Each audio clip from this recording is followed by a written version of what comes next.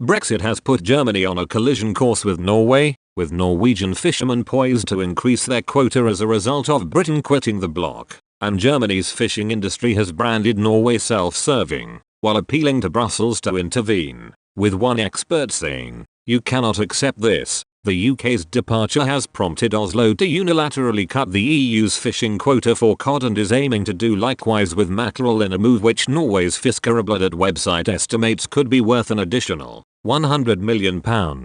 Concerns over the knock-on effect their approach will have were outlined in a statement issued by the German Fisheries Association yesterday. This warned, because the fish stock to be distributed is not growing, someone has to foot the bill for the self-serving behavior of the Norwegians. It cannot be that the EU will accept that, the statement warned, since the total catches do not increase in the context of sustainable management. This would result in a permanent reduction in the EU's fishing opportunities. The GFA fears an escalation by the end of August at the latest because the EU fishermen from Germany, Spain, Portugal, France and Poland would by then have exhausted the quota that Norway still wants to grant them, the GFA explained. It added, if the EU does not defend the legitimate rights of EU citizens in this situation, there is a risk of permanent losses of fishing rights with a total value of several €100 million per year. There is even a risk of ships from all 5 EU countries mentioned above being barred from Norway waters.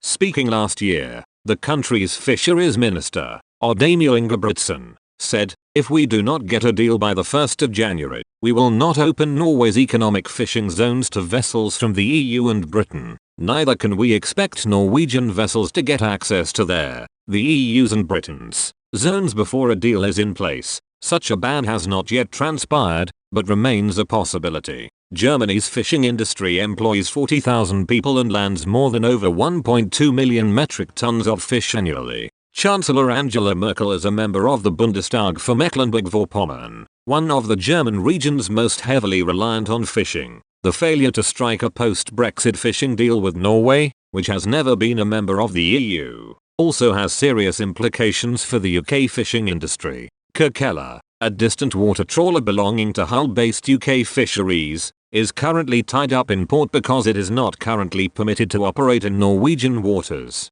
Speaking in April, CEO Jane Sandal said, "This is a very black day for Britain." George Eustace owes our crews in the Humberside region an explanation as to why DEFRA was unable even to maintain the rights we have had to fish in Norwegian waters for decades. Never mind land that boasts of a Brexit bonus, which has turned to disaster. In consequence, there will be no British caught Arctic cod sold through chippies for our national dish. It will all be imported from the Norwegians, who will continue to sell their fish products to the UK tariff free while we are excluded from these waters. Quite simply, this is a disgrace and a national embarrassment. The UK wanted to be an independent coastal state, but the only beneficiaries of Brexit will turn out to be a handful of Scottish pelagic fishing barons. Everyone else, including much of the UK domestic fleet and the people who work in it, will lose out. Jeremy Percy, chairman of the New Under-10s Fishermen's Association, NUFTA, said at the time,